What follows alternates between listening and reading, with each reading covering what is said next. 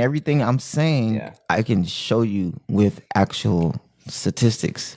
You know, it's funny because, like, an example, it's not on. It's kind of off topic, but it correlates. Yeah. I was having some conversations with some young people a month ago, and I said Will Smith is one of the greatest rappers of all time, and they said, "What? How can you?" I said, "Bro, have you actually looked at Will Smith's numbers? Have you actually looked at the data?"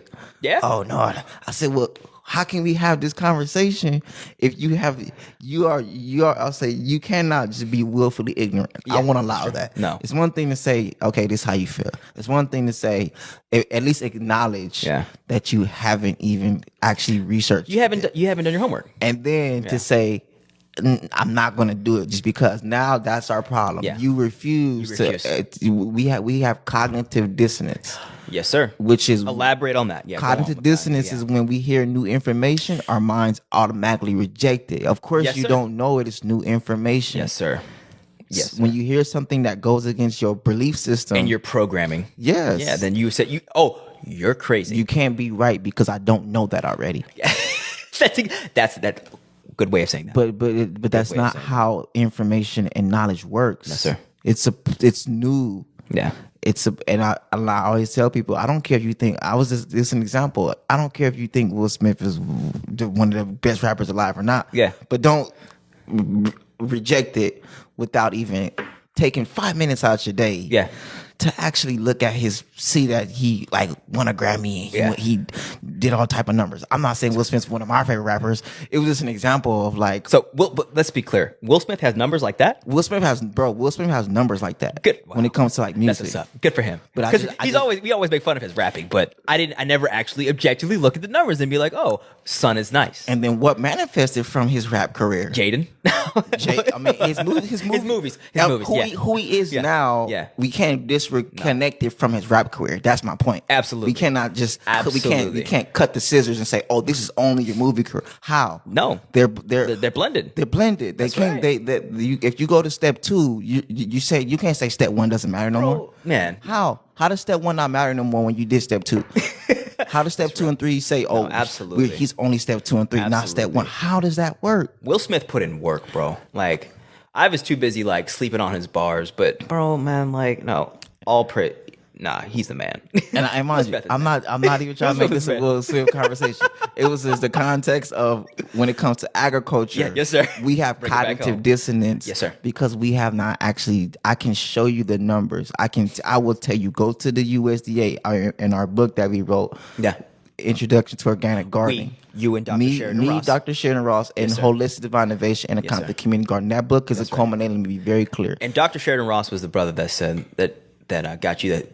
Because you wanted to be an Instagram chef, and then he was the one that told you, actually, what about the food that you're growing? Definitely. That was so. him. Dr. Ross, he's been a silent, quiet mentor of mine, a pillar in our community since before I even conceptualized it. Understood. They essentially has been grooming me for this before I even realized they were grooming me for this. Yeah. Right. And he is a retired neurosurgeon. And in his retirement, he built community gardens, and he helped to create a nonprofit, and he helped to create a summer internship. They asked me to be a teacher of the summer internship. Yes, sir. And then we did a Earth Day event a couple years ago. Me and my bro Lou, who the owner, me and him, dedication catering owners of that. Yes, sir. And it was a volunteer thing, because handing out kale salads and mandarin salads to the community. Earth Day. Dr. Ross came. And he just gave us so many bars. And he essentially let us know, like, the direction y'all generation is going, y'all don't know how to grow food. Y'all don't have no foundational skills as a generation. Yes, sir. Y'all lack foundational skills. Our generation. Definitely. Right? Yes, sir. And that's really who we're speaking to. It's yeah. We trying to, it's our responsibility. I'm not going to get you off the story. But it's our responsibility to get those kids that would otherwise want to go to the NFL, to get them thinking otherwise. And that's who we're targeting. Because there's a generation after us, and after that generation, it's like we're not... Listen if you want to, but you affect change by getting in the youth's minds. That doesn't fix anything. It doesn't fix anything. And we want to play like it does, and we want to act like it does, and it doesn't fix anything. You've already made your choices. Because we're still building everybody else's infrastructure. Exactly. It's not going to. We're not going to go. We can tap into the platform. I'm not. Yeah. But don't act. We can't be delusional. No. And think that building someone else's platform and building someone else's infrastructure is going to build our community. No, sir. It's not going to happen. It's not.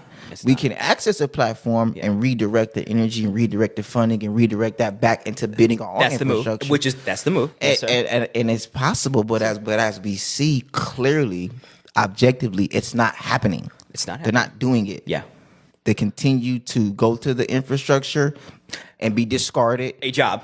Go to the job. Go to their job. Which is someone else's fault. Someone else's. That must be clear. The NFL is a nonprofit. That's right. Of 32 different LLCs. Mm-hmm.